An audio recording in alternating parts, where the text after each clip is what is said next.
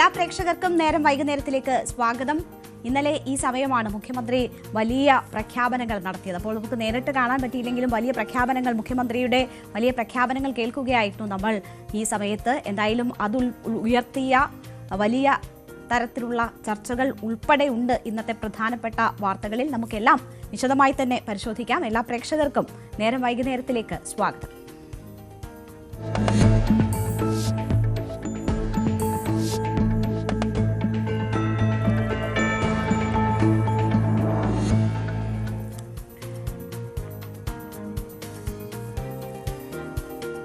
അപ്പോൾ ഇന്നലെ മന്ത്രിസഭാ യോഗത്തിന് ശേഷം മുഖ്യമന്ത്രി മാധ്യമങ്ങളെ കാണുന്നു എന്ന് പറയുമ്പോൾ PM ശ്രീയിൽ നിന്ന് പിൻവലിയുന്നു എന്ന കാര്യം പറയുകയും അതിനെ തുടർന്ന് പിന്നീട് ഉയരുന്ന ചോദ്യങ്ങൾക്ക് മുഖ്യമന്ത്രി വിശദമായി തന്നെ മറുപടി പറയുകയും ചെയ്യുമെന്നാണ് പ്രതീക്ഷിച്ചിരുന്നത്. അങ്ങനെ മുഖ്യമന്ത്രിയോട് ചോദിക്കാനുള്ള ചോദ്യങ്ങളുമായി കാത്തിരുന്ന മാധ്യമപ്രവർത്തകർക്ക് മുന്നിൽ മുഖ്യമന്ത്രി എത്തിയത് വലിയ ഒരു മാസ്റ്റർ സ്ട്രോക്കുമായിട്ടാണ്. അത് കേരള രാഷ്ട്രീയത്തെ തന്നെ മാറ്റിമറിക്കുന്ന തരത്തിലുള്ള വലിയ പ്രഖ്യാപനങ്ങളാണ് ഇന്നലെ മുഖ്യമന്ത്രിയിൽ നിന്ന് നമ്മൾ കേട്ടത്. അത് ഒരുപാട് സാധാരണക്കാരായ മനുഷ്യരെ സംബന്ധിച്ച് വലിയ പ്രതീക്ഷ നൽകുന്നതും വലിയ ആശ്വാസമാകുന്നതുമായ തീരുമാനങ്ങളാണ്, പ്രഖ്യാപനങ്ങളാണ് മുഖ്യമന്ത്രിയുടെ ഭാഗത്തു നിന്നും ഉണ്ടായത്.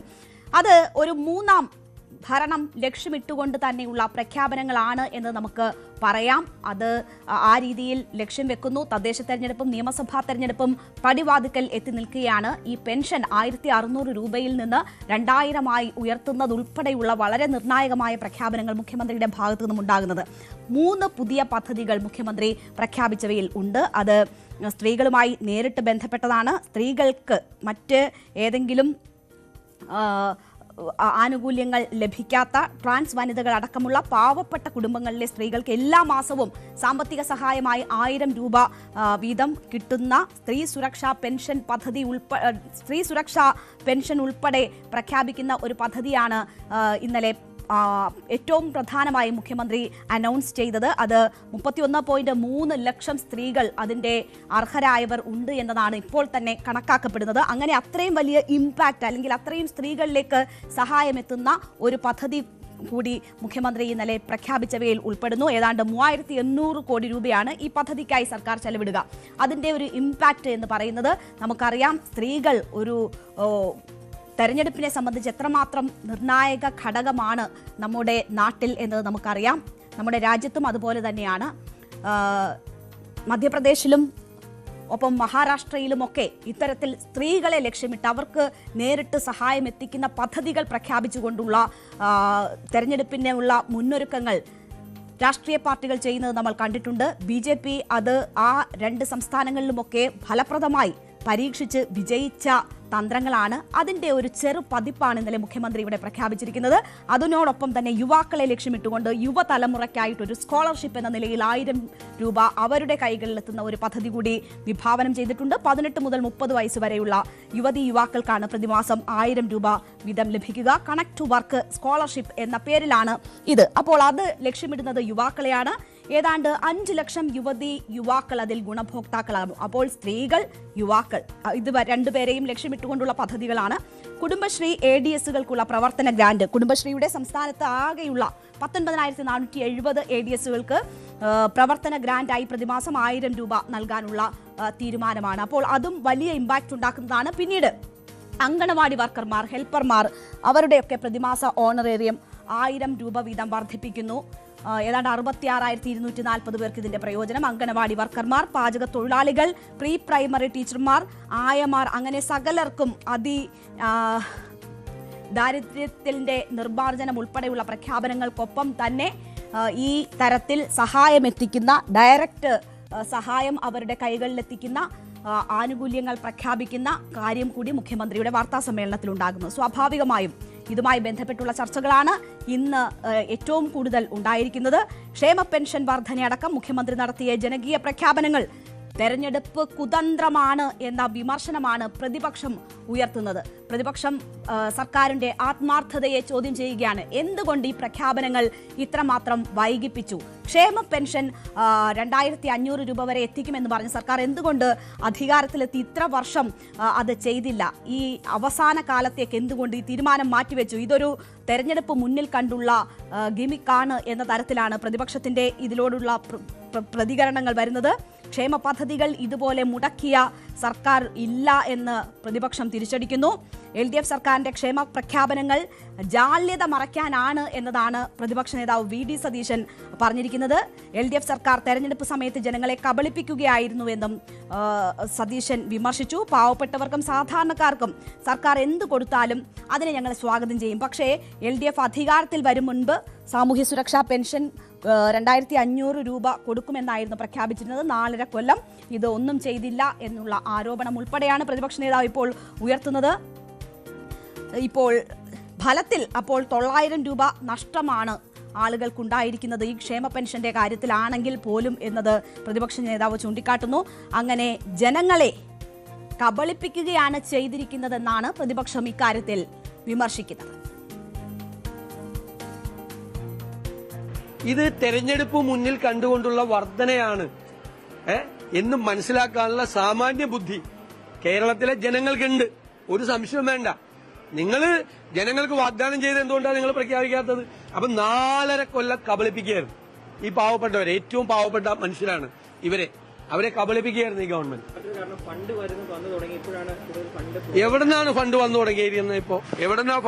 വന്നു തുടങ്ങിയിരിക്കുന്നത് ഇപ്പോ ഭയങ്കരമായ സാമ്പത്തിക പ്രതിസന്ധി ആയതുകൊണ്ടാണ് PM ശ്രീയിൽ ഒപ്പുവെച്ചതെന്നാണല്ലോ വിദ്യാഭ്യാസ മന്ത്രി പറഞ്ഞത്. ഒരു പൈസയും വരുന്നില്ല. അതിന് വരാനിരിക്കുന്ന സർക്കാരിന്റെ തലയിൽ ഇരുന്നോട്ടെ എന്ന് വിചാരിച്ചിട്ട് ചെയ്യുന്നതാണ്. ഇനി കൂടി വന്ന 2-3 മാസം കൊടുത്താൽ മതിയല്ലോ. ഇത് ചെയ്താൽ മതിയെന്ന്. ബാക്കി വരാനിരിക്കുന്ന സർക്കാരിന്റെ തലയിലോട്ട് ഇരുന്നോട്ടെ എന്ന് വിചാരിച്ചിട്ടാണ് ചെയ്തത്.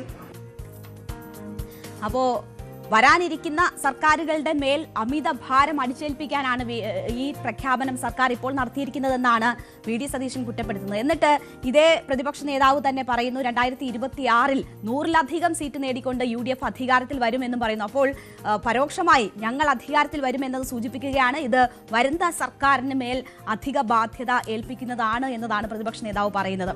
KPCC അധ്യക്ഷൻ സണ്ണി ജോസഫും ഈ വിഷയവുമായി ബന്ധപ്പെട്ട് പ്രതികരണങ്ങൾ നടത്തി. അദ്ദേഹം പറയുന്നത് ഇത് സർക്കാരിന്റെ കുതന്ത്രമാണ് എന്നതാണ്. അപ്പോ ജനങ്ങളെ പറ്റിക്കാനാണ് സർക്കാർ ഇപ്പോൾ ഈ പ്രഖ്യാപനങ്ങൾ നടത്തിയിരിക്കുന്നത്. ഇത് നടത്തിക്കൊണ്ട് പോകാൻ കഴിയുന്നവയല്ല. ഇത് കാലതാമസം വരുത്തിയത് ഇപ്പോൾ ഒരു തെരഞ്ഞെടുപ്പ് സ്റ്റണ്ടിന് വേണ്ടി അത് അവതരിപ്പിക്കാനാണ് തുടങ്ങിയ കാര്യങ്ങളാണ് പ്രതിപക്ഷം പ്രധാനമായും ചൂണ്ടിക്കാട്ടുന്നത്. അതോടൊപ്പം തന്നെ സണ്ണി ജോസഫ് പറയുന്ന മറ്റൊരു കാര്യം ഈ ക്ഷേമ പെൻഷനുമായി ബന്ധപ്പെട്ട് സണ്ണി ജോസഫ് എന്ന് മാത്രമല്ല ഈ കോൺഗ്രസ് നേതാക്കൾ പൊതുവെ പറയുന്നത് ക്ഷേമ പെൻഷനുമായി ബന്ധപ്പെട്ടുള്ള LDF ക്യാപ്സൂളുകളാണ് അവർ വിതരണം ചെയ്യുന്നത്. അത് ഈ ഉമ്മൻചാണ്ടി സർക്കാർ പെൻഷൻ മുടക്കി തുടങ്ങിയത് അത് CPM-ന്റെ ക്യാപ്സൂളുകൾ മാത്രമാണ്. യഥാർത്ഥത്തിൽ പെൻഷൻ ആവിഷ്കരിക്കുകയും നടപ്പാക്കുകയും ചെയ്തതും അത് പടിപടിയായി തുക ഉയർത്തിയതും തങ്ങളാണ് എന്നൊരു അവകാശവാദം കൂടി ഉയർത്താനാണ് കോൺഗ്രസ് നേതാക്കൾ ഈ അവസരം ഉപയോഗിക്കുന്നത്.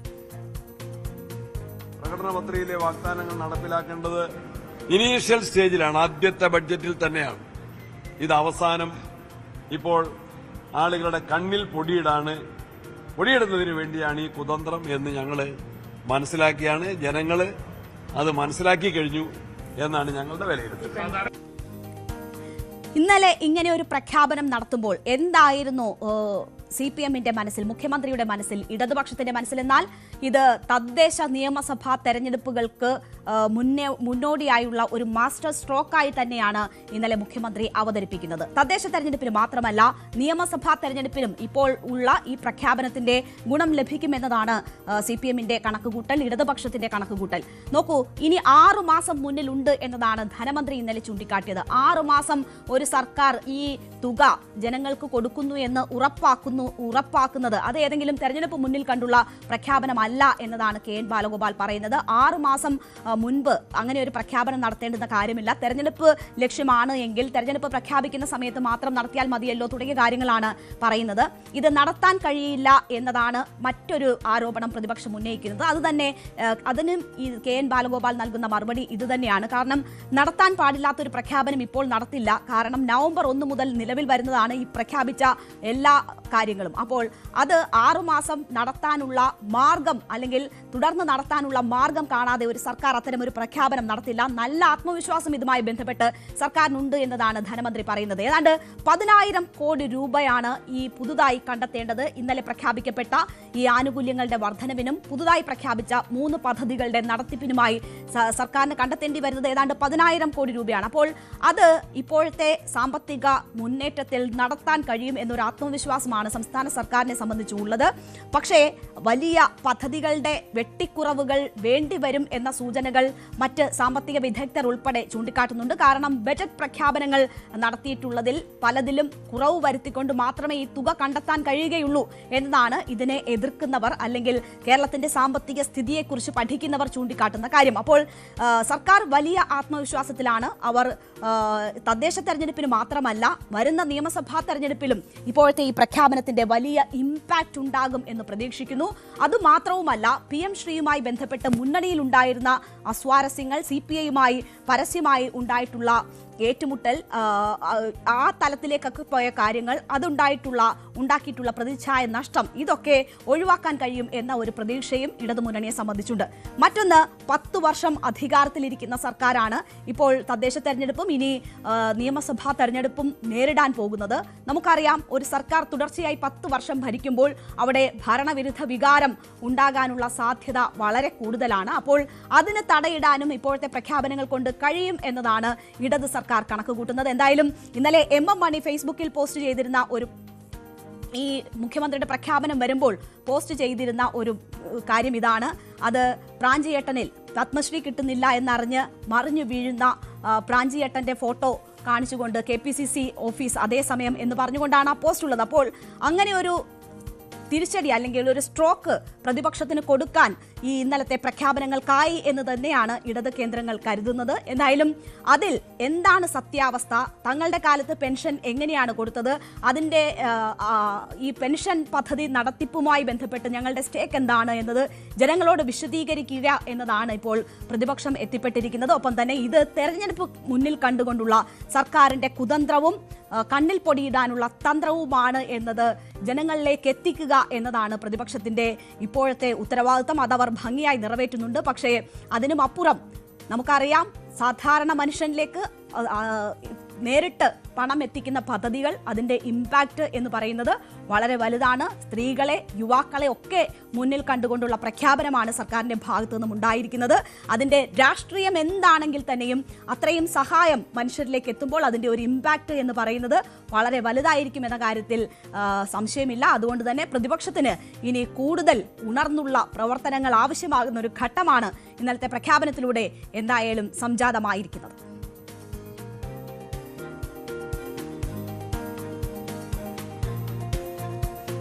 PM ശ്രീയിൽ ഇന്നലെ പ്രശ്നങ്ങൾ അവസാനിപ്പിച്ചതാണ്. മുഖ്യമന്ത്രിയുടെ വാർത്താ സമ്മേളനത്തോടു കൂടി തന്നെ, അതിനൊപ്പം തന്ന ഈ പ്രഖ്യാപനങ്ങളോടുകൂടി തന്നെ അത് ഏകദേശം അവസാനിച്ചു എന്ന് കരുതിയിരുന്നതാണ്. പക്ഷേ CPI-ക്ക് മുന്നിൽ കീഴടങ്ങി എന്ന തരത്തിലാണ് PM ശ്രീയിലെ ഒത്തുതീർപ്പിനെ പൊതുവെ കാണുന്നത്. CPM അത്തരത്തിൽ CPI-ക്ക് മുന്നിൽ കീഴടങ്ങേണ്ടുന്ന ഒരു സാഹചര്യം സൃഷ്ടിക്കപ്പെടുകയായിരുന്നു. CPI PM ശ്രീ എന്ന വിഷയത്തിൽ അത്ര ഉറച്ച തീരുമാനങ്ങളിലേക്ക് എത്തുന്നു. അവർ മുഖ്യമന്ത്രി നേരിട്ട് ചർച്ച നടത്തിയിട്ടും ഒരു തരത്തിലുള്ള വിട്ടുവീഴ്ചയും അവരുടെ നിലപാടിൽ വരുത്താൻ തയ്യാറായില്ല. അത് മന്ത്രിസഭാ യോഗത്തിൽ നിന്ന് മന്ത്രിമാർ വിട്ടുനിൽക്കും എന്നതിലേക്ക് വരെ കാര്യങ്ങൾ എത്തി. അങ്ങനെ ഒരു സാഹചര്യം ഉണ്ടായാൽ മുന്നണിയുടെ കെട്ടുറപ്പിനെ തന്നെ അത് ബാധിക്കുന്ന ഒരു സിറ്റുവേഷൻ ഉണ്ടാകും. അത് നിരവധി ആശങ്കകൾക്കും ചോദ്യങ്ങൾക്കും ഇട നൽകും. ഈ ഘട്ടത്തിലാണ് ഒത്തുതീർപ്പിന് CPM തയ്യാറാകുന്നത്, അവർ അയയുന്നത്, അവർ ഈ CPI മുന്നോട്ട് വെച്ച നിർദ്ദേശത്തിലേക്ക് എത്തുന്നത്. അപ്പോഴും ഈ ധാരണാപത്രം റദ്ദാക്കണം എന്ന CPI-യുടെ ആവശ്യത്തിലേക്ക് കാര്യങ്ങൾ എത്തിയില്ല. തൽക്കാലം അത് മരവിപ്പിക്കുന്നു. അതിനെക്കുറിച്ച് കേന്ദ്രത്തിന് കത്ത് നൽകുന്നു. പിന്നീട് മന്ത്രിസഭാ ഉപസമിതി ഇത് പരിശോധിക്കുന്നു. അതിനുശേഷം തീരുമാനം എന്നതാണ് എടുത്തിട്ടുള്ള ഇപ്പോഴത്തെ ധാരണ. അത് CPI സംബന്ധിച്ച് അവർക്ക് ഉൾക്കൊള്ളാൻ കഴിയുന്നതായിരുന്നു. അഭിമാനം സംരക്ഷിച്ചുകൊണ്ട് തന്നെ അവർ ആ തീരുമാനത്തിനൊപ്പം നിൽക്കുന്നു. ആ ധാരണയിൽ മന്ത്രിമാർ മന്ത്രിസഭാ യോഗത്തിൽ പങ്കെടുക്കുന്നു. മുഖ്യമന്ത്രി അക്കാര്യങ്ങൾ വിശദീകരിക്കും എന്ന ഒരു ധാരണ അവിടെ ഉരുത്തിരിയുന്നു. പക്ഷേ ഇതിലേക്ക് കൂടുതൽ ചർച്ചകൾ പോകാതെ, ഇതിലേക്ക് കൂടുതൽ ചോദ്യങ്ങൾ എത്താതെ മുഖ്യമന്ത്രി വളരെ ഭംഗിയായി തന്റെ ഉത്തരവാദിത്വം നിർവഹിക്കുന്നതുമാണ് നമ്മൾ കണ്ടത്. പക്ഷേ ആ മുറുമുറുപ്പ് PM ശ്രീയിൽ ഉണ്ടായിരിക്കുന്ന ആ ഒരു കീഴടങ്ങി എന്ന തോന്നൽ അത് ഇങ്ങനെ മുന്നണിക്കുള്ളിൽ തന്നെ നീറിപ്പുകയുന്നു എന്ന് വേണം മനസ്സിലാക്കാൻ. ഇന്ന് വി ശിവൻകുട്ടി ഒരു മാധ്യമത്തിന് നൽകിയ പ്രതികരണത്തിൽ അത്തരം ചില പരാമർശങ്ങളുണ്ട്. താൻ MN സ്മാരകത്തിൽ നിന്ന് ഈ ഇറങ്ങി വന്ന ഘട്ടത്തിൽ, അവിടെ ചർച്ചകൾക്ക് ശേഷം ഇറങ്ങി വന്ന ഘട്ടത്തിൽ മന്ത്രി GR അനിൽ നടത്തിയ പരാമർശങ്ങൾ തന്നെ വിഷമിപ്പിച്ചു എന്ന കാര്യങ്ങളാണ് മന്ത്രി വി ശിവൻകുട്ടി ഇന്ന് പറയുന്നത്. ആ വിഷമങ്ങൾ ഇന്ന് തുറന്നു പറയുകയാണ് മന്ത്രി വി ശിവൻകുട്ടി ചെയ്തിരിക്കുന്നത്. ഈ MA ബേബിയെ പ്രശംസിച്ചുകൊണ്ട് ഇന്ന് CPIയുടെ മുഖപത്രത്തിൽ ഒരു ലേഖനം വരുന്ന സാഹചര്യമുണ്ടായി. MA ബേബിയുടെ ഇടപെടലിനെ പുകഴ്ത്തിക്കൊണ്ടാണ്. അപ്പോൾ ഇതൊക്കെ രണ്ട് പാർട്ടികൾക്കിടയിലും എന്താണ് ഇപ്പോഴത്തെ അവരുടെ സാഹചര്യങ്ങൾ എന്ന് വ്യക്തമാക്കുന്ന തരത്തിലുള്ള പ്രതികരണങ്ങളാണ് വന്നുകൊണ്ടിരിക്കുന്നത്. അപ്പോൾ വി ശിവൻകുട്ടി പറയുന്നു, ബിനോയ് വിശ്വത്തെ കണ്ട് സംസാരിക്കാൻ എത്തിയപ്പോൾ മന്ത്രി GR അനിൽ തന്നെ അപമാനിക്കുന്ന പ്രസ്താവന നടത്തി എന്നതാണ്. ഓഫീസിൽ വന്നാൽ സംസാരിക്കാതെ പറ്റുമോ എന്നാണ് അനിൽ പ്രതികരിച്ചത്. എവിടെയോ കിടന്ന ഒരാൾ ഓഫീസിൽ വന്നതുപോലെ പുച്ഛത്തോടെയാണ് മന്ത്രി GR അനിൽ പെരുമാറിയതെന്നാണ് ഇപ്പോൾ മന്ത്രി പറയുന്നത്. അതിലുള്ള അനിഷ്ടം രേഖപ്പെടുത്തുകയാണ്. MA ബേബി നിസ്സഹായനാണ് എന്ന് CPI പ്രതികരിച്ചിരുന്നു. അത് CPIയുടെ നേതാവ് പ്രകാശ് ബാബുവാണ് അത്തരമൊരു പ്രതികരണം നടത്തിയത്. അത് ശരിയായില്ല എന്ന് വി ശിവൻകുട്ടി പറയുന്നു. AISFും AIYFും അവർ സമര രംഗത്തായിരുന്നു. PM ശ്രീക്കെതിരെ അവർ വിദ്യാഭ്യാസ മന്ത്രിയുടെ ഓഫീസിലേക്ക് പ്രതിഷേധ മാർച്ച് നടത്തിയിരുന്നു. അത് ശരിയായില്ല, അതിലുപയോഗിച്ച വാക്കുകൾ ശരിയായില്ല എന്നതാണ് വി ശിവൻകുട്ടി സൂചിപ്പിക്കുന്നത്. ഒപ്പം തന്നെ ABVP പ്രവർത്തകർ നേരിട്ടെത്തി അഭിനന്ദിച്ചതുമായി ബന്ധപ്പെട്ട് CPI നേതാവ് വലിയ വിമർശനങ്ങൾ ഉന്നയിച്ചിരുന്നു. ഇതും അത് വിദ്യാഭ്യാസ വകുപ്പും ഈ വിഷയത്തിൽ തെറ്റായ പാതയിലാണ് നീങ്ങുന്നത് എന്നതിൻ്റെ സൂചനയാണ് ആ അഭിനന്ദനം എന്നതാണ് TT ജിസ്മോൻ ഈ സമൂഹ മാധ്യമത്തിൽ കുറിച്ചിരുന്നത്. അത് അദ്ദേഹത്തെ വിഷമിപ്പിച്ചിട്ടുണ്ട്. അതിൻ്റെ കൂടി പശ്ചാത്തലത്തിലാണ് മന്ത്രി അത്തരമൊരു വിമർശനം ഉന്നയിക്കുന്നത്. PM ശ്രീയുമായി ബന്ധപ്പെട്ട എല്ലാ തർക്കത്തിലും എന്നിട്ട് മന്ത്രി തന്നെ പറയുന്നുണ്ട്, ഇന്നലെ എല്ലാ തർക്കങ്ങളും അവസാനിപ്പിച്ചു, അത് രമ്യമായി പരിഹരിച്ചു.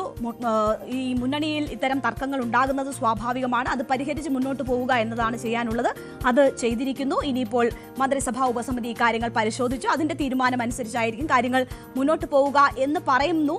പക്ഷേ അങ്ങനെ പറയുമ്പോഴും ഇതുവരെ ഉണ്ടായിട്ടുള്ള കാര്യങ്ങളിലെ വലിയ വിയോജിപ്പാണ് മന്ത്രി വി ശിവൻകുട്ടി സൂചിപ്പിക്കുന്നത്.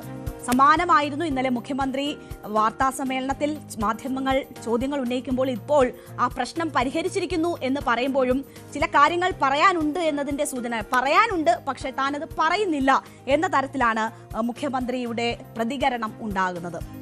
CPI ഈ വിഷയത്തിൽ MA ബേബിയെ പ്രശംസിക്കുന്നു മുഖപത്രത്തിൽ എന്നത് നമ്മൾ പ്രത്യേകം കാണണം. കാരണം ഈ വിഷയത്തിൽ CPIയുടെ അതേ അവസ്ഥയിൽ തന്നെയായിരുന്നു CPM ദേശീയ സെക്രട്ടറിയായ MA ബേബി. ദേശീയ നേതൃത്വത്തിന് ഇതുമായി ബന്ധപ്പെട്ടുള്ള നീക്കങ്ങൾ അറിവുണ്ടായിരുന്നില്ല. CPI ഈ വിഷയം ദേശീയ തലത്തിൽ ഉയർത്തുകയും ദേശീയ നേതൃത്വം MA ബേബിയുമായി സംസാരിക്കുകയും ഒക്കെ ചെയ്യുന്ന ഘട്ടത്തിൽ സമാനമായ അവസ്ഥ തന്നെയായിരുന്നു MA ബേബിക്ക് ഉണ്ടായിരുന്നത്. പിന്നീട് MA ബേബി ഈ പ്രശ്ന പരിഹാരത്തിന് വലിയൊരു പങ്ക് വഹിക്കുകയും ചെയ്തു. അക്കാര്യമാണ് ഇന്ന് അഡ്വക്കേറ്റ് K പ്രകാശ് ബാബു ആ ലേഖനത്തിൽ വിശദീകരിക്കുന്നത്.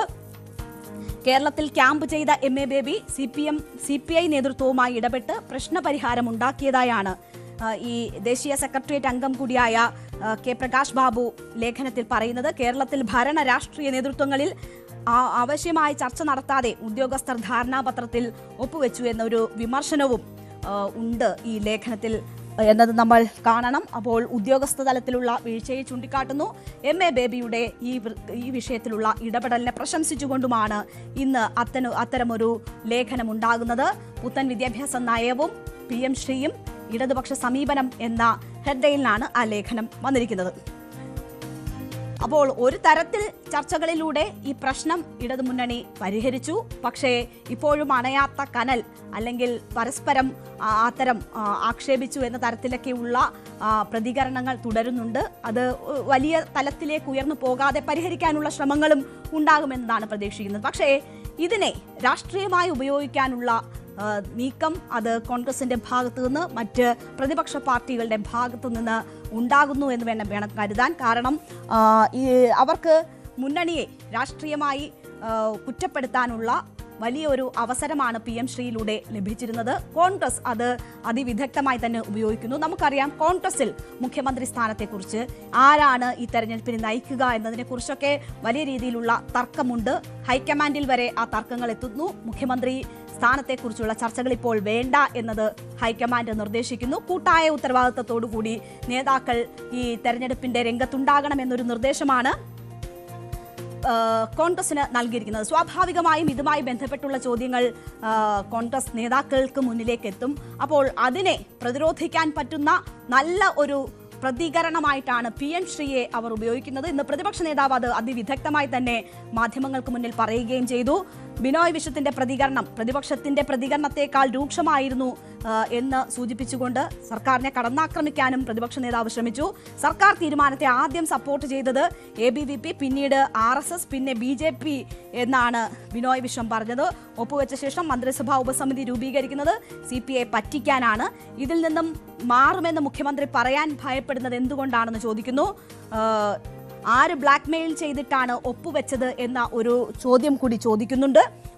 ഒപ്പുവെച്ച ശേഷം മന്ത്രിസഭയിൽ വന്ന് ആരോടും മിണ്ടാതിരുന്നത് എന്തിനാണ് തുടങ്ങിയ ചോദ്യങ്ങൾ കൂടി ചോദിക്കുന്നുണ്ട്. മാധ്യമങ്ങൾ കോൺഗ്രസിന്റെ ആഭ്യന്തരമായിട്ടുള്ള കലഹങ്ങളെ കുറിച്ച് ചോദിക്കുമ്പോൾ അതിലും വലിയ തർക്കമല്ലേ ഇപ്പോൾ ഇടതുമുന്നണിയിൽ നടക്കുന്നത് എന്നുകൂടി പ്രതിപക്ഷ നേതാവ് പറയുന്നു. അപ്പോൾ രാഷ്ട്രീയമായും ഒപ്പം തന്നെ തങ്ങളുടെ ആഭ്യന്തര പ്രശ്നങ്ങളിലേക്ക് ചൂഴ്ന്നിറങ്ങുമ്പോൾ അതിന് തിരിച്ചു പറയാൻ പറ്റുന്ന ഒരു കൃത്യമായ മറുപടിയായും ഒക്കെ ഈ PM ശ്രീയുമായി ബന്ധപ്പെട്ട് ഇടതുമുന്നണിയിൽ ഉണ്ടായിട്ടുള്ള തർക്കത്തെ ഉപയോഗപ്പെടുത്തുകയാണ് കോൺഗ്രസ് എന്ന് നമ്മളിവിടെ കാണണം. പ്രതിപക്ഷ നേതാവിന്റെ വാക്കുകൾ കേൾക്കാം. മന്ത്രിസഭ അറിയാതെ, പാർട്ടി അറിയാതെ, മുന്നണി അറിയാതെ പോയി ഒപ്പുവെച്ചതിന് ശേഷമാണോ മന്ത്രിസഭാ ഉപസമിതി രൂപീകരിക്കുന്നത്? ഒപ്പുവെക്കുന്നതിന് മുമ്പായിരുന്നു മന്ത്രിസഭാ ഉപസമിതി രൂപീകരിക്കേണ്ടത്. അത് ചെയ്തില്ല. ഇപ്പൊ ഒപ്പുവെച്ചതിന് ശേഷം മന്ത്രിസഭാ ഉപസമിതി രൂപീകരിക്കുന്നത് CPIയെ പറ്റിക്കുകയാണ്, CPIയെ കബളിപ്പിക്കുകയാണ്. ഇതിൽ നിന്ന് മാറും എന്ന് പറയാൻ ബഹുമാനപ്പെട്ട മുഖ്യമന്ത്രി ഭയക്കുന്നത് എന്തുകൊണ്ട്? ആരെയാണ് പേടിക്കുന്നത്?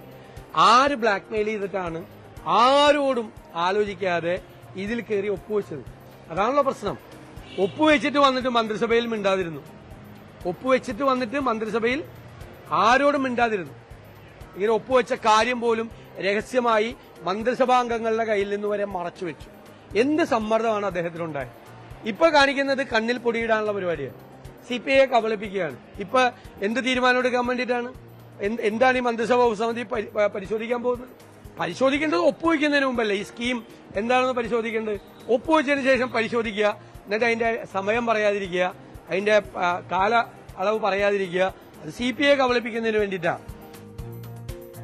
അപ്പോൾ CPIയെ കബളിപ്പിക്കുകയാണ് യഥാർത്ഥത്തിൽ ചെയ്തിരിക്കുന്നത് എന്നതാണ് പ്രതിപക്ഷ നേതാവ് ചൂണ്ടിക്കാട്ടുന്നത്. ഇങ്ങനെ ഒരു ഉപസമിതിയെ വെക്കുന്നത് അതിനെ ചോദ്യം ചെയ്യുകയാണ് NK പ്രേമചന്ദ്രൻ ചെയ്യുന്നത്. ഇങ്ങനെ ഒരു കരാർ ഒപ്പിട്ടതിന് ശേഷമാണോ ഉപസമിതി രൂപീകരിക്കേണ്ടത് എന്ന് ചോദിക്കുന്നു. മാത്രവുമല്ല, ഈ വൈരുദ്ധ്യങ്ങൾ നിറഞ്ഞ കാര്യങ്ങളാണ് ഇതിനുമായി ബന്ധപ്പെട്ട് നടക്കുന്നത് എന്ന് പറയുന്നു. CPIയുമായി ഉണ്ടാക്കിയ ഒത്തുതീർപ്പ് വ്യവസ്ഥ തന്നെ വൈരുദ്ധ്യം നിറഞ്ഞതാണ് എന്നതാണ് NK പ്രേമചന്ദ്രൻ ചൂണ്ടിക്കാട്ടുന്നത്.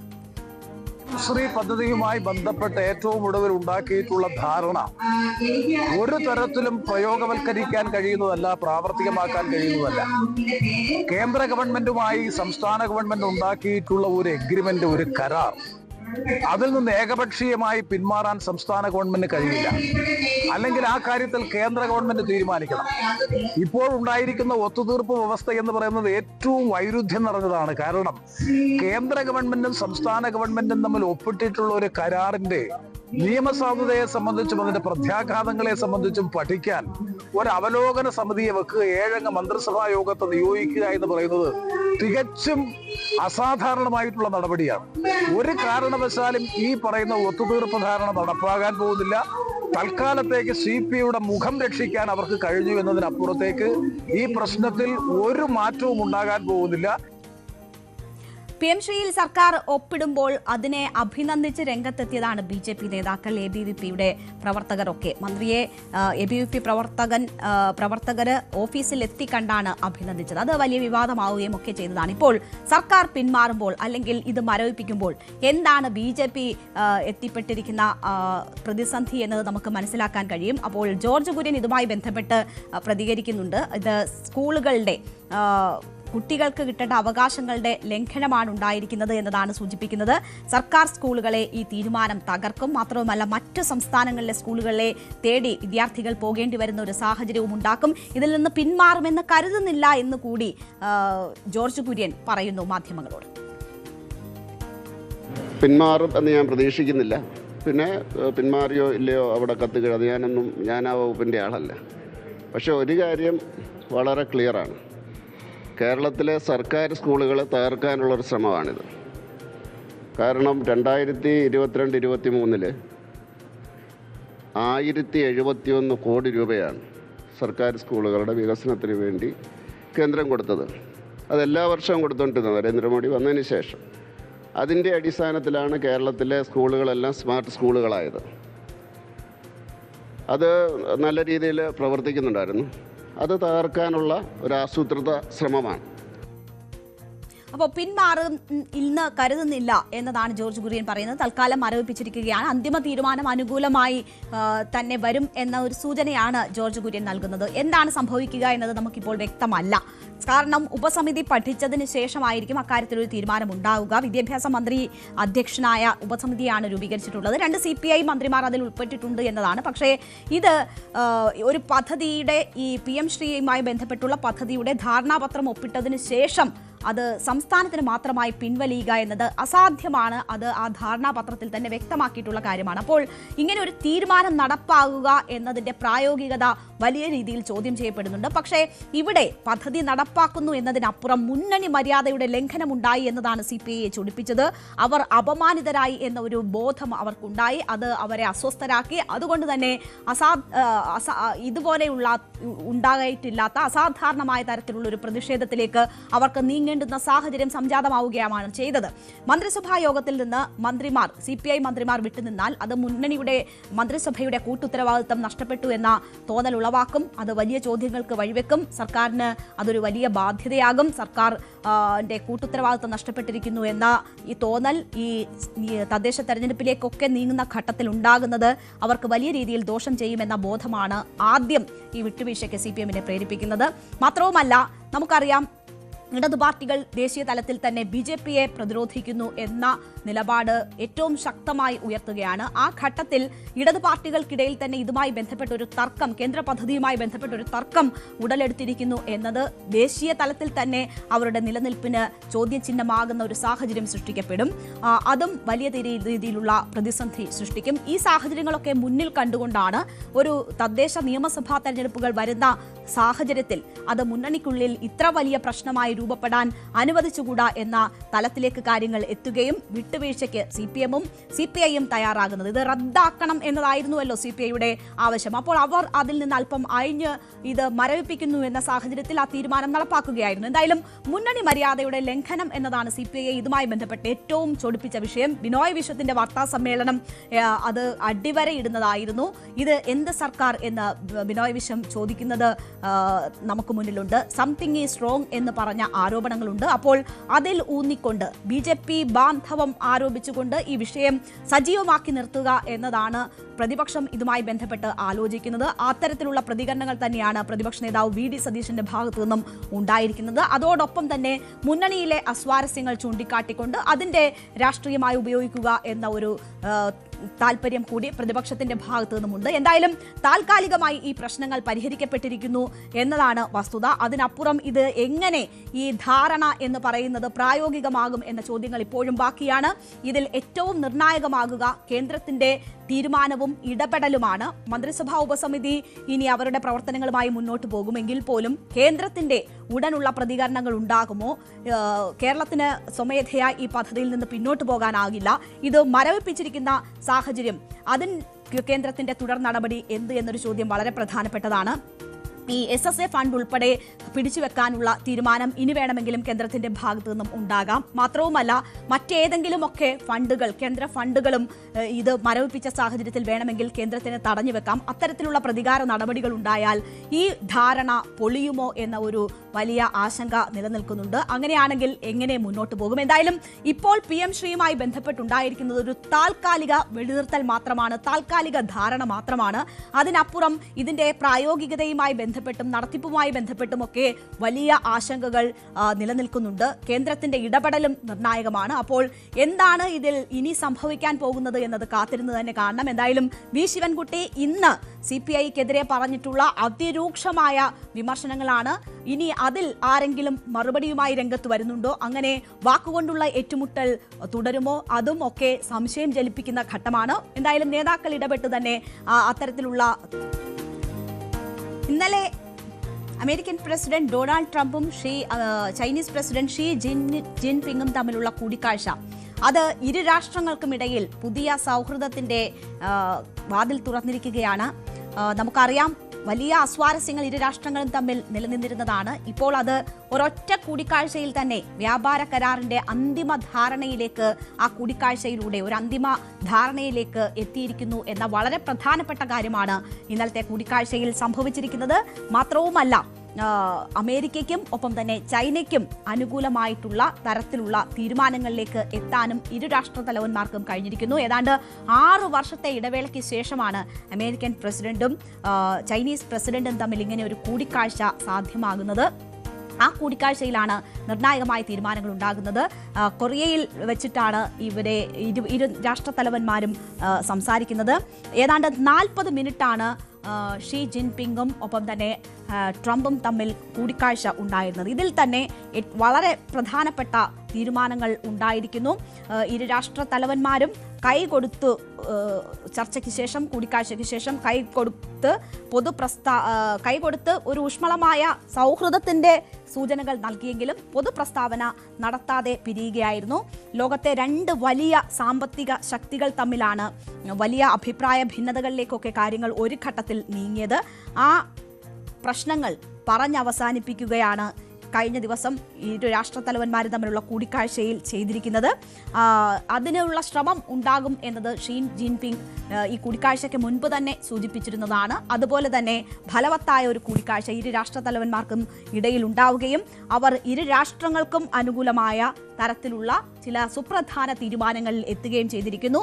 വ്യാപാര കരാർ സംബന്ധിച്ച് അന്തിമ ധാരണയാവുകയും ചെയ്തിരിക്കുന്നു. അപ്പോൾ എന്തൊക്കെയാണ് ഈ പ്രധാനപ്പെട്ട തീരുമാനങ്ങൾ ഇന്നലെ ഉണ്ടായിരിക്കുന്നത് എന്നത് നമുക്ക് പരിശോധിക്കാം. അതിൽ ഈ 40 മിനിറ്റ് നീണ്ട കൂടിക്കാഴ്ചയിൽ തന്നെ ട്രംപ് തനിക്ക് അനുകൂലമാക്കി ഷീയെ വളച്ചെടുത്തു എന്ന് വേണമെങ്കിൽ നമുക്ക് പരാമർശിക്കാൻ കഴിയും. അങ്ങനെ അമേരിക്കയ്ക്ക് വളരെ നിർണായകമായ ചില തീരുമാനങ്ങൾ ഇതുമായി ബന്ധപ്പെട്ട് ഉണ്ടായിരിക്കുന്നു എന്നതാണ് അങ്ങനെ ഒരു കാര്യത്തിലേക്ക്, അല്ലെങ്കിൽ അങ്ങനെ ഒരു വിലയിരുത്തലിലേക്ക് നമ്മളെ എത്തിക്കുന്നത്. അപൂർവ ഭൂമിധാതുക്കളുടെ കയറ്റുമതിയിൽ ചൈന ഏർപ്പെടുത്തിയ നിയന്ത്രണങ്ങൾ ഇളവ് ചെയ്യാനുള്ള തീരുമാനമാണ് അമേരിക്കയെ സംബന്ധിച്ച് ഇന്നലത്തെ കൂടിക്കാഴ്ചയിലെ ഏറ്റവും പ്രധാനപ്പെട്ട കാര്യം. ഈ റെയർ എർത്ത് കയറ്റുമതി നിരോധനം 1 വർഷത്തേക്ക് മരവിപ്പിക്കാം എന്നതാണ് ഷീ ഈ ചർച്ചയിൽ സംബന്ധിച്ചിരിക്കുന്നത്. 1 വർഷത്തേക്ക് ഇത് കയറ്റുമതിയിൽ ഏർപ്പെടുത്തിയിരുന്ന നിയന്ത്രണം മരവിപ്പിക്കുന്നത് തന്നെ അമേരിക്കയെ സംബന്ധിച്ച് ഇപ്പോൾ വലിയ ആശ്വാസമാണ്. കാരണം കാർ മുതൽ വിമാനം വരെയുള്ള നിർമ്മാണത്തിനും പ്രതിരോധ മേഖലയിലുമൊക്കെ വളരെ ആവശ്യമുള്ള ഒരു കാര്യമാണ് ഈ അപൂർവ ഭൂമിധാതുക്കൾ, റെയർ എർത്ത്സ്. അമേരിക്ക ആശ്രയിക്കുന്നത് അത് പ്രധാനമായും ചൈനയെ തന്നെയാണ്. അപ്പോൾ ആ കയറ്റുമതിക്കാണ് ചൈന നിയന്ത്രണങ്ങൾ ഏർപ്പെടുത്തിയിരുന്നത്. ഇത് അമേരിക്കയെ വലിയ രീതിയിൽ പ്രതിസന്ധിയിലാക്കിയിരുന്നു. അപ്പോൾ ഇതിൽ ഇളവുകൾക്ക് ചൈന ഉറപ്പ് നൽകിയതാണ് ഈ കൂടിക്കാഴ്ചയിലെ ഏറ്റവും അമേരിക്കയ്ക്ക് അനുകൂലമായിട്ടുള്ള സഹായകമായിട്ടുള്ള തീരുമാനം. അമേരിക്കയിൽ നിന്നുള്ള സോയാബീൻ ഇറക്കുമതിയിൽ ചൈന നിയന്ത്രണങ്ങൾ ഏർപ്പെടുത്തിയിരുന്നു. ഇതേ തുടർന്ന് സോയാബീൻ കെട്ടിക്കിടക്കുന്ന സാഹചര്യം അമേരിക്കയിൽ ഉണ്ടായിരുന്നു. വിലയിടിയുന്ന സാഹചര്യം ഉണ്ടായിരുന്നു. ഇന്ത്യ ഉൾപ്പെടെയുള്ള രാഷ്ട്രങ്ങളുമായി തന്നെ ഈ സോയാബീൻ കയറ്റുമതിയുമായി ബന്ധപ്പെട്ട് ചില നീക്കുപോക്കുകൾ അമേരിക്ക തുടങ്ങിയിരുന്നു. കാരണം അത്ര വലിയ പ്രതിസന്ധി ചൈനയുടെ ഈ നീക്കം അവിടെ ഉണ്ടാക്കിയിരുന്നു. ചൈന ആയിരുന്നു അവരുടെ സോയാബീൻ കയറ്റുമതിയിലെ ഒരു പ്രധാനപ്പെട്ട ഇടം. അപ്പോൾ ആ നിയന്ത്രണങ്ങൾ നിർത്തിയതോടെ US ഇപ്പോൾ ആ നിയന്ത്രണങ്ങൾ നീക്കുന്നതോടുകൂടി തന്നെ അമേരിക്കയ്ക്ക് വലിയ ആശ്വാസം ഇതുമായി ബന്ധപ്പെട്ടുണ്ടാകും. കഴിഞ്ഞ വർഷം മാത്രം 21 ലക്ഷം മെട്രിക് ടൺ സോയാബീനാണ് അമേരിക്കയിൽ നിന്ന് ചൈന ഇറക്കുമതി ചെയ്തിരുന്നത്. അപ്പോൾ അമേരിക്കയുടെ ഏറ്റവും വലിയ വിപണിയാണ്. ആ തീരുമാനം, ഏർപ്പെടുത്തിയിരുന്ന നിയന്ത്രണം അമേരിക്കയെ സംബന്ധിച്ച് വലിയ തിരിച്ചടിയായിരുന്നു. അപ്പോൾ അത് മാറുന്നു എന്നത് അമേരിക്കയെ സംബന്ധിച്ച് വലിയ ആശ്വാസമുണ്ടാകുന്നതാണ്. ഈ ബ്രസീൽ, അർജന്റീന എന്നിവിടങ്ങളിൽ നിന്ന് ചൈന ഇറക്കുമതി കുത്തനെ കൂട്ടിയിരുന്നു. അപ്പോൾ അതുമൊക്കെ അമേരിക്കയെ സംബന്ധിച്ച് വലിയ തിരിച്ചടി ഉണ്ടായിരുന്നതാണ്. ഈ സോയാബീൻ്റെ കാര്യവുമായി ബന്ധപ്പെട്ട് ഇറക്കുമതി തുടരാൻ ചൈന സമ്മതം അറിയിച്ചത് US-ന് ഇപ്പോൾ വലിയ ആശ്വാസമായി മാറുന്നു. ഇനി ചൈനയ്ക്ക് എന്തൊക്കെ ആനുകൂല്യങ്ങൾ അല്ലെങ്കിൽ അനുകൂലമായ തീരുമാനങ്ങൾ ഇന്നലത്തെ ചർച്ചയിൽ ഉണ്ടായി എന്ന് നോക്കിയാൽ, ദീർഘനാളായി നിലനിന്ന US-ചൈന വ്യാപാര കരാർ അന്തിമ ഇതിലേക്ക് എത്തുന്നു എന്നത് ചൈനയെ സംബന്ധിച്ച് ആശ്വാസമാണ്. കാരണം അവരുടെ വിപണി സാധ്യതകൾ വിപുലീകരിക്കപ്പെടുകയാണ്. വ്യാപാര തർക്കങ്ങൾക്ക് താൽക്കാലിക വിരാമമാകുന്നു എന്നത് ചൈനയെ സംബന്ധിച്ച് ആശ്വാസമാണ്. ഈ ഡീൽ ഉറപ്പിക്കാൻ കഴിഞ്ഞില്ലായിരുന്നുവെങ്കിൽ ചൈനയ്ക്കുമേൽ ഏതാണ്ട് 100 മുതൽ 155% വരെ തീരുവ വർദ്ധിപ്പിക്കും എന്ന ഒരു ഭീഷണി ഈ കൂടിക്കാഴ്ചകൾക്ക് മുമ്പ് തന്നെ ട്രംപ് ഉയർത്തിയിരുന്നതാണ്. അപ്പോൾ അതിലേക്ക് കാര്യങ്ങൾ പോകുന്നില്ല എന്നതാണ് ചൈനയെ സംബന്ധിച്ച് ഏറ്റവും ആശ്വാസകരമാകുന്നത്. ആ വ്യാപാര തർക്കങ്ങൾക്ക് അല്ലെങ്കിൽ അധിക തീരുവ ഭീഷണിക്ക് തടയിടാൻ ഇന്നലത്തെ കൂടിക്കാഴ്ച കൊണ്ടായിരിക്കുന്നു. അതാണ് ചൈനയെ സംബന്ധിച്ച് ഏറ്റവും ആശ്വാസകരമാകുന്ന കാര്യം. ചൈനയ്ക്ക് മേൽ തീരുവ 57% നിന്ന് 40% കുറയ്ക്കാനുള്ള ഒരു തീരുമാനവും ഇന്നലെ ഉണ്ടായിട്ടുണ്ട്. നമുക്കറിയാം, അമേരിക്ക ഏറ്റവും ഉയർന്ന തീരുവ ചുമത്തിയിരുന്നത് ഇന്ത്യക്കും ബ്രസീലിനുമായിരുന്നു. ഏതാണ്ട് 50% തീരുവയാണ് ആദ്യഘട്ടത്തിൽ ഉണ്ടായിരുന്നത്. അന്ന് ചൈനയ്ക്ക് ഇന്ത്യയേക്കാൾ തീരുവ കുറവായിരുന്നു. എന്നാൽ പിന്നീട് ഈ ഒരു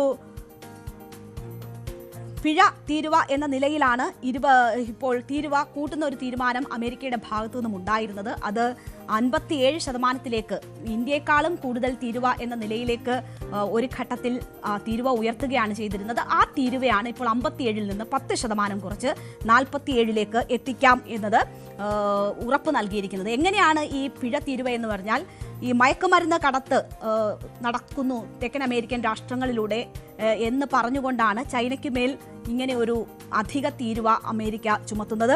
ഫെന്റാനിൽ കടത്ത് തടയാൻ ചൈന വേണ്ടത്ര നടപടി സ്വീകരിക്കുന്നില്ല എന്നതായിരുന്നു ട്രംപ് ചൂണ്ടിക്കാട്ടിയിരുന്നത്. അതിന്റെ ഭാഗമായിട്ടാണ് ഇപ്പോൾ ഈ അധിക തീരുവ ഏർപ്പെടുത്തിയിരുന്നത്. അതിലിപ്പോൾ ഒരു കുറവ് 10% കുറവ് വരുത്തിയിരിക്കുന്നു എന്നത് ചൈനയെ സംബന്ധിച്ച് ആശ്വാസമാണ്.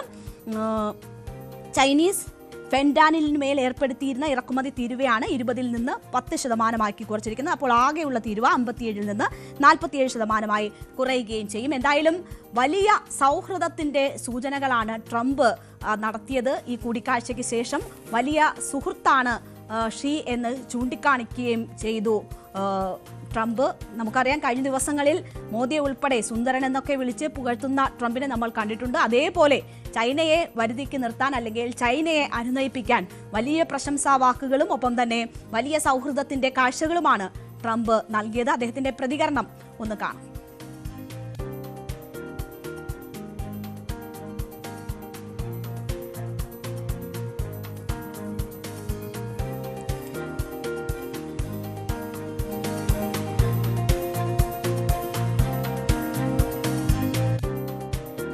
ഇപ്പോൾ ലഭ്യമല്ല. വലിയ സൗഹൃദത്തിന്റെ സൂചനകളാണ് ഇരു രാഷ്ട്രത്തലവന്മാരും പങ്കുവച്ചത്. ലോകത്തിന്റെ വലിയ 2 സാമ്പത്തിക ശക്തികൾ തമ്മിലുള്ള ധാരണയാണ് ഇപ്പോൾ ഉണ്ടായിരിക്കുന്നത്. 2 വലിയ സാമ്പത്തിക ശക്തികൾ തമ്മിലുള്ള വലിയ ഏറ്റുമുട്ടലിലേക്ക് കാര്യങ്ങൾ നീങ്ങുമോ എന്ന ഒരു ഘട്ടത്തിൽ നിന്നുമാണ് ഇപ്പോൾ വ്യാപാര കരാർ യാഥാർത്ഥ്യമാകുന്നു. ഒപ്പം തന്നെ ഇരു രാഷ്ട്രങ്ങൾക്കും അനുകൂലമാകുന്ന ചില സുപ്രധാന തീരുമാനങ്ങൾ ഉണ്ടാകുന്നു. തീരുവ യുദ്ധം തൽക്കാലം മരവിപ്പിക്കുന്ന തരത്തിലേക്ക് എത്തുന്നു. അധികമായി ഏർപ്പെടുത്തിയ തീരുവ 10% കുറയ്ക്കുന്നു. 155%-ലേക്ക് ഉയർത്തും എന്ന തീരുവ ഭീഷണി ഒഴിവാകുന്നു. അതൊക്കെ ചൈനയെ സംബന്ധിച്ച് വലിയ ആശ്വാസമാകുന്ന കാര്യമാണ്. പക്ഷേ ഇതിൽ വലിയ രാഷ്ട്രീയ നീക്കങ്ങൾ കൂടി ഉണ്ട് എന്നത് നമ്മൾ കാണണം.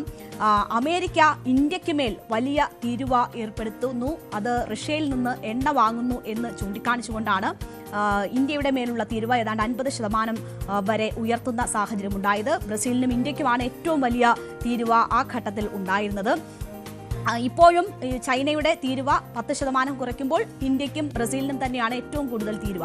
ഈ ഘട്ടത്തിൽ അമേരിക്കൻ തീരുവ ഭീഷണിക്ക് മുന്നിൽ വഴങ്ങാതെ ഇന്ത്യ മറ്റ് സാധ്യതകൾ തേടുന്നത് നമ്മൾ കണ്ടതാണ്.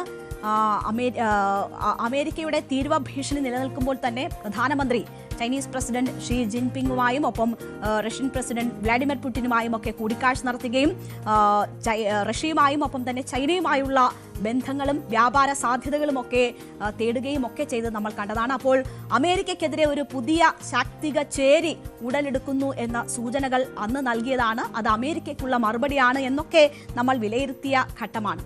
അവിടെ നിന്ന് ഇന്ത്യയുമായുള്ള വ്യാപാര കരാർ സംബന്ധിച്ചുള്ള ചർച്ചകൾ അമേരിക്ക മുന്നോട്ട് കൊണ്ടുപോയി. അത് ഏതാണ്ട് അവസാന ഘട്ടത്തിലാണ് എന്ന സൂചന കഴിഞ്ഞ ദിവസം ട്രംപ് നൽകിയിരുന്നു. അപ്പോഴും അനാവശ്യമായ ചില ഇടപെടലുകൾ ട്രംപിന്റെ ഭാഗത്തു നിന്നും ഉണ്ടാകുന്നു. അത് ഇന്ത്യ എണ്ണ വാങ്ങൽ വെട്ടിക്കുറയ്ക്കുമെന്ന് മോദി ഉറപ്പു നൽകി എന്ന ഒരു പ്രഖ്യാപനം ആവർത്തിച്ച് ട്രംപ് നടത്തുന്നതാണ്. മറ്റൊന്ന്, ഇന്ത്യ പാകിസ്ഥാൻ യുദ്ധം അവസാനിപ്പിക്കാൻ ഇടപെട്ടു എന്ന അനാവശ്യമായിട്ടുള്ള ഒരു അവകാശവാദം ട്രംപിന്റെ ഭാഗത്തു നിന്നും ഉണ്ടാകുന്നതാണ്. ഇങ്ങനെയുള്ള സാഹചര്യത്തിൽ ട്രംപുമായുള്ള കൂടിക്കാഴ്ച ഒഴിവാക്കുന്ന സമീപനം ഇന്ത്യയുടെ ഭാഗത്തു നിന്നും ഉണ്ടായി. ആസിയാൻ ഉച്ചകോടിക്കിടെ ഉണ്ടാകാമായിരുന്ന സ്വാഭാവികമായ കൂടിക്കാഴ്ച മോദി വേണ്ടെന്ന് വെച്ചു എന്ന തരത്തിലുള്ള വാർത്തകൾ ഉണ്ടായിരുന്നു. അപ്പോൾ ഇന്ത്യയുമായുള്ള അത്തരം ചർച്ചകൾക്കുള്ള സാധ്യതകൾ ഒഴിവാകുകയും അതിന് മുമ്പ് തന്നെ ഇന്ത്യയുമായി ഒരു വ്യാപാര കരാറിൽ ഏർപ്പെടും മുമ്പ് തന്നെ ചൈനയുമായി അമേരിക്ക ഒരു വ്യാപാര കരാറിൽ ഏർപ്പെടുകയും ചെയ്തിരിക്കുകയാണ്. അത് ഇന്ത്യയെ സംബന്ധിച്ച് അത്ര ശുഭകരമായ സാഹചര്യം അല്ല ഉണ്ടായിരിക്കുന്നത്.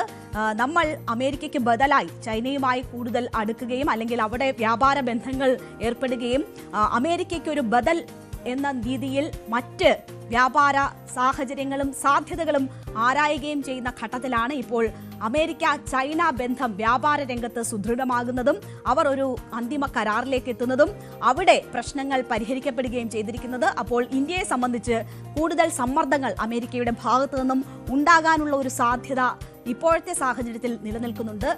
വളരെ സൂക്ഷ്മതയോടുകൂടി ആ സാഹചര്യങ്ങൾ ഇന്ത്യ നോക്കിക്കാണുന്നു എന്നതാണ് മനസ്സിലാക്കുന്നത്. വ്യാപാര കരാർ യാഥാർത്ഥ്യമാക്കുന്ന തരത്തിലേക്ക് കാര്യങ്ങൾ നീക്കുക എന്നത് തന്നെയാണ് ഇന്ത്യ ആഗ്രഹിക്കുന്നത്. അപ്പോൾ പോലും പീയൂഷ് ഗോയലിന്റെ ഭാഗത്തു നിന്ന് കഴിഞ്ഞ തവണ ഉണ്ടായിട്ടുള്ള പ്രതികരണങ്ങൾ നമ്മൾ കാണണം. ഭീഷണിപ്പെടുത്തി ഒപ്പിടിപ്പിക്കാനാകില്ല എന്ന തരത്തിലുള്ള സാഹചര്യങ്ങൾ ഇന്ത്യ വ്യക്തമാക്കിയതാണ്. അതിലേക്ക് നയിച്ചത് ട്രംപിന്റെ അനാവശ്യ അവകാശവാദങ്ങൾ എന്ന സാഹചര്യമാണ്. അപ്പോൾ ഇന്ത്യയുമായുള്ള വ്യാപാര കരാർ യാഥാർത്ഥ്യമാകാതെ തുടരുകയും അല്ലെങ്കിൽ അതൊരു പെൻഡിങ്ങിൽ വെച്ചിരിക്കുന്ന സാഹചര്യവും ചൈനയുമായി വളരെ പെട്ടെന്നൊരു കരാർ രൂപപ്പെടുകയും അതിന്റെ അന്തിമ ധാരണ എത്തുകയും ഒക്കെ ചെയ്യുന്നത് അത്ര ശുഭകരമല്ല നമ്മളെ സംബന്ധിച്ച്. എന്തായാലും മറ്റ് സാധ്യതകൾ തേടുക എന്നതാണ് ഇന്ത്യക്ക് മുന്നിലുള്ള കാര്യം. എന്തായാലും ഈ സാഹചര്യങ്ങൾ അതിസൂക്ഷ്മമായി ഇന്ത്യ വിലയിരുത്തുകയാണ്.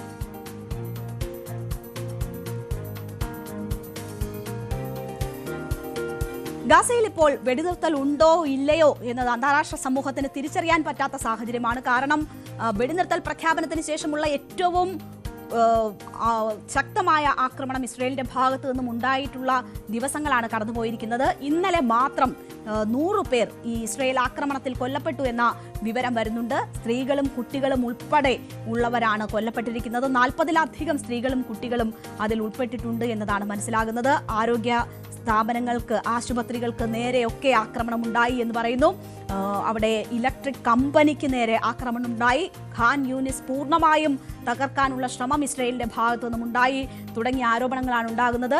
വെടിനിർത്തൽ നിലവിലുണ്ടോ എന്ന സംശയം തോന്നിക്കുന്ന തരത്തിൽ വ്യാപകമായ ആക്രമണം ഇസ്രയേലിന്റെ ഭാഗത്തു നിന്നും ഗസയിൽ ഉണ്ടാകുന്നു എന്നതാണ് മനസ്സിലാകുന്നത്.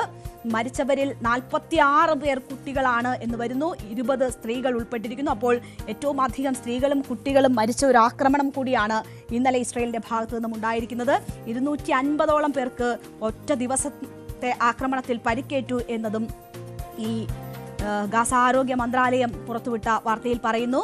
ഗാസ സിറ്റി, ബെയ്ത്ത് തുടങ്ങിയ ഇടങ്ങൾ, അവിടുത്തെ സ്കൂളുകൾ, വീടുകൾ എന്നിവ കേന്ദ്രീകരിച്ചുകൊണ്ടാണ് വലിയ രീതിയിലുള്ള ആക്രമണം നടന്നത് എന്നതാണ് റിപ്പോർട്ട്.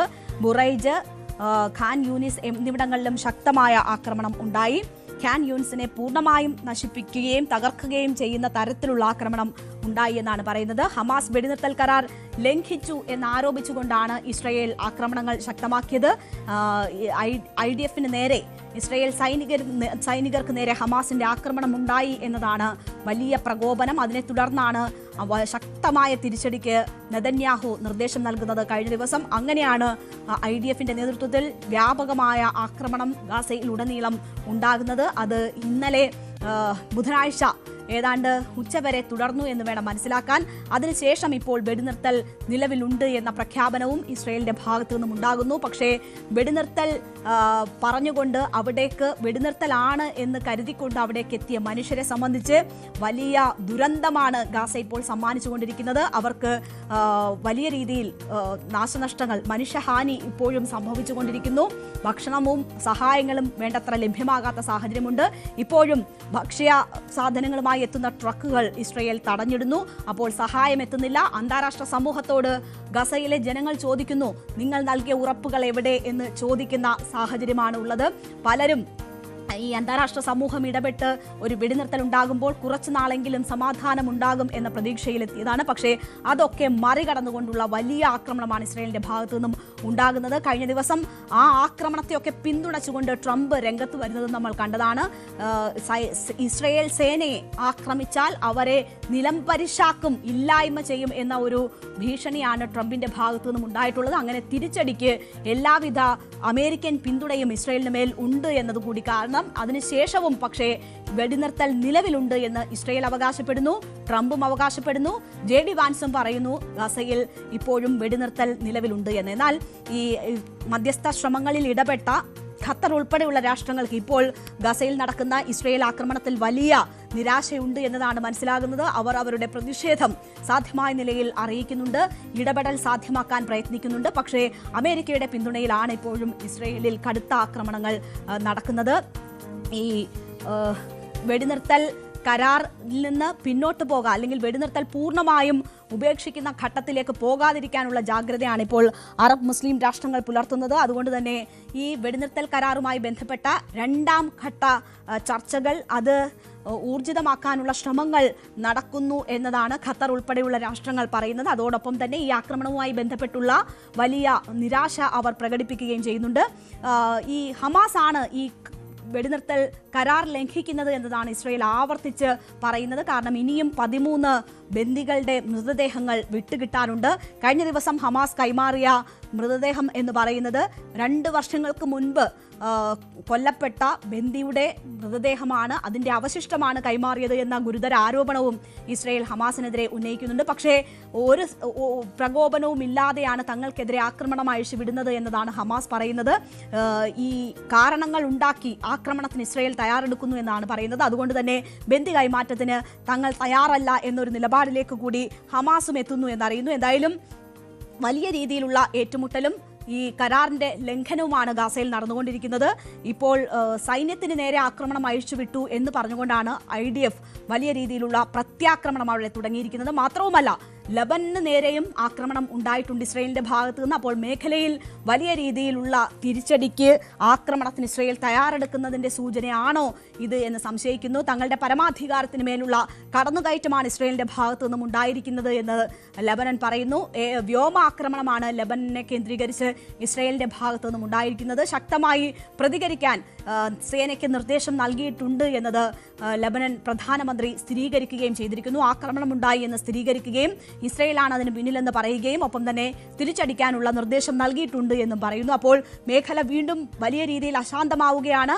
ഗസയിൽ ഇസ്രയേൽ ആക്രമണം ശക്തമാക്കുകയാണ്. വെടിനിർത്തൽ പ്രഖ്യാപിച്ച് അതിന്റെ മറവിൽ സ്ത്രീകളെയും കുട്ടികളെയും കൂട്ടക്കുരുതി നടത്തുകയാണ് ഇസ്രയേൽ. അതിനെ അമേരിക്ക പരസ്യമായി ട്രംപ് ന്യായീകരിച്ച് രംഗത്ത് വരികയും ചെയ്യുന്നു. ട്രംപ് അതിനുശേഷവും ഇന്ന് അദ്ദേഹത്തിൻ്റെതായി വരുന്ന പ്രതികരണം, വെടിനിർത്തൽ പ്രാബല്യത്തിലുണ്ട്, അത് തുടർന്നു കൊണ്ടുപോകും, അതിൻ്റെ 2ാം ഘട്ടവും നടപ്പിലാക്കും എന്ന പ്രഖ്യാപനം നടത്തുന്നു. പക്ഷേ യഥാർത്ഥത്തിൽ അവിടെ ജനങ്ങൾക്ക് നൽകിയിരുന്ന വാഗ്ദാനങ്ങൾ പാലിക്കപ്പെടുന്നില്ല. വെടിനിർത്തലിന്റെ ഭാഗമായി ഉണ്ടാകും എന്ന് കരുതിയിരുന്ന സുരക്ഷ അവർക്ക് ലഭ്യമാകുന്നില്ല, അവർക്ക് സഹായങ്ങൾ ലഭ്യമാകുന്നില്ല. മാത്രവുമല്ല അതിശക്തമായ ആക്രമണം വെടിനിർത്തലിന്റെ മറവിൽ അവിടെ നടന്നുകൊണ്ടും ഇരിക്കുകയാണ്.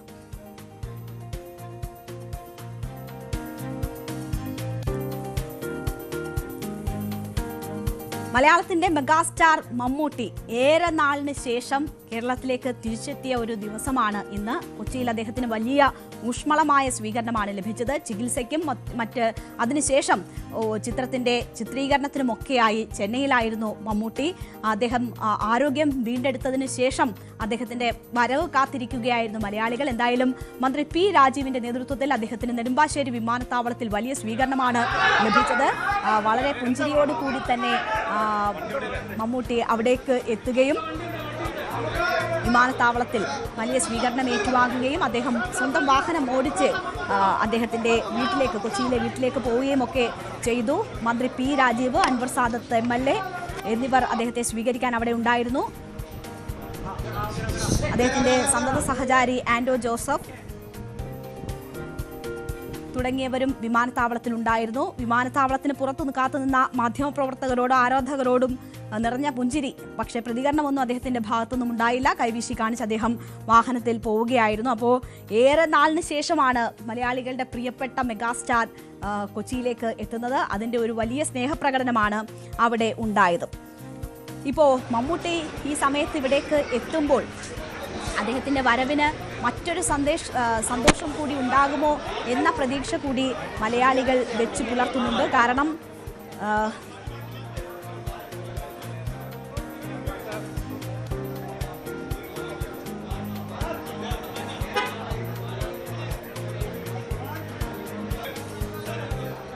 നേട്ടത്തിലേക്കാണോ, ഒരു അവാർഡ് നേട്ടത്തിലേക്കാണോ മമ്മൂട്ടിയുടെ വരവ് എന്ന ഒരു പ്രതീക്ഷ കൂടി ഈ ഘട്ടത്തിലുണ്ട്. കാരണം സംസ്ഥാന ചലച്ചിത്ര അവാർഡ് നിർണയം അന്തിമ ഘട്ടത്തിലേക്ക് നീങ്ങുകയാണ്. അടുത്ത ദിവസങ്ങളിൽ അതിന്റെ പ്രഖ്യാപനം ഉണ്ടാകുമെന്നാണ് പ്രതീക്ഷിക്കുന്നത്. 31-നോ 1-നോ അത് ഉണ്ടാകുമെന്ന് പ്രതീക്ഷിക്കുകയാണ്. ഈ മികച്ച നടനുള്ള അന്തിമ പോരാട്ടത്തിൽ അന്തിമ ഘട്ടത്തിലേക്ക് ഈ കടക്കുമ്പോൾ മമ്മൂട്ടിയും ഒപ്പം തന്നെ ആസിഫ് അലിയുമാണ് ഏറ്റവും പ്രതീക്ഷ നൽകുന്ന താരങ്ങൾ. പ്രാഥമിക ജൂറി കണ്ട് വിലയിരുത്തിയ ശേഷം തെരഞ്ഞെടുത്ത 38 ചിത്രങ്ങളാണ് ഇപ്പോൾ ജൂറി കാണുന്നത്. തെന്നിന്ത്യൻ നടൻ പ്രകാശ് രാജ് അധ്യക്ഷനായ അന്തിമ ജൂറിയുടെ പരിഗണനയിലാണ് ഈ ചിത്രങ്ങൾ. ഭ്രമയുഗത്തിലെ കൊടുമൺ പോറ്റിയാണ് മമ്മൂട്ടിക്ക് വീണ്ടും ഒരു സംസ്ഥാന പുരസ്കാരം നേടിക്കൊടുക്കും എന്ന പ്രതീക്ഷ നൽകുന്ന ചിത്രം. പ്രേക്ഷകർ ഉറ്റുനോക്കുകയാണ് അതിലേക്ക്. മമ്മൂട്ടി ഇതുവരെ ചെയ്ത കഥാപാത്രങ്ങളുമായി ഒരു സാമ്യവുമില്ലാത്തതായിരുന്നു പോറ്റി. ഒരു വ്യത്യസ്ത കഥാപാത്രമായിരുന്നു. ഒപ്പം തന്നെ ലെവൽ ക്രോസ് എന്ന ചിത്രത്തിലെ മികച്ച പ്രകടനത്തിലൂടെയാണ് ആസിഫ് അലി കടുത്ത മത്സരം കാഴ്ചവെക്കുന്നത്. ലെവൽ ക്രോസിന് പുറമെ കിഷ്കിന്ധാകാന്ഡം, രേഖാചിത്രം തുടങ്ങിയ ചിത്രങ്ങളും ആസിഫ് അലിയുടെ പേരിലുണ്ട്. അപ്പോൾ വലിയ മത്സരമാണ് മെഗാസ്റ്റാർ ഒപ്പം തന്നെ ആസിഫ് അലിയുമായി നടക്കുന്നത്. മമ്മൂട്ടിയുടെ കൊടുമൺ പോറ്റിക്കായിരിക്കുമോ ഇത്തവണ പുരസ്കാരം എന്നത് എല്ലാവരും ഉറ്റുനോക്കുകയാണ്. അതേസമയം ആസിഫ് അലി മികച്ച ഒരു മത്സരം കാഴ്ചവെക്കുന്നുണ്ട്. കാൻ ചലച്ചിത്രമേളയിൽ ഇന്ത്യയുടെ അഭിമാനമായ all we imagine as light എന്ന ചിത്രത്തിലെ പ്രഭയുടെ വേഷമിട്ട കനി കുസൃതി, അനുവിനെ അവതരിപ്പിച്ച ദിവ്യപ്രഭ, അവരൊക്കെ മികച്ച നടിയുടെ പരിഗണന അല്ലെങ്കിൽ മത്സരത്തിൽ വളരെ മുൻപിൽ തന്നെയുണ്ട്. സുരഭി ലക്ഷ്മി, ഒപ്പം രേഖാചിത്രത്തിലെ അഭിനയത്തിന് അനശ്വര രാജൻ, അങ്ങനെ നടിമാരുമായി മികച്ച നടിയാവാനുള്ള മത്സരവും വളരെ ശക്തമാണ്. അങ്ങനെയുള്ള പ്രഖ്യാപനം എന്തായാലും അടുത്ത ദിവസങ്ങളിൽ ഉണ്ടാകും. നിരവധി ചിത്രങ്ങൾ, മികച്ച ചിത്രങ്ങൾ ഇറങ്ങിയ വർഷം കൂടിയാണ്. അപ്പോൾ വലിയ മത്സരമാണ് ഇതുമായി ബന്ധപ്പെട്ട് ഉണ്ടാകുന്നത്. വലിയ പ്രതീക്ഷയാണ് ഇതുമായി ബന്ധപ്പെട്ട് എല്ലാ താരങ്ങളും വെച്ച് പുലർത്തുന്നത്. എന്തായാലും അന്തിമ പ്രഖ്യാപനത്തിനായി നമുക്ക് കാത്തിരിക്കാം. ഇനി നമുക്ക് പോകേണ്ടത്, ശരി, നമുക്ക് വൈകുന്നേരത്തിന്റെ സമയം ഇവിടെ പൂർണ്ണമാവുകയാണ്. ഇടവേളയ്ക്ക് ശേഷം ലൈവ് at 6 കാണാം.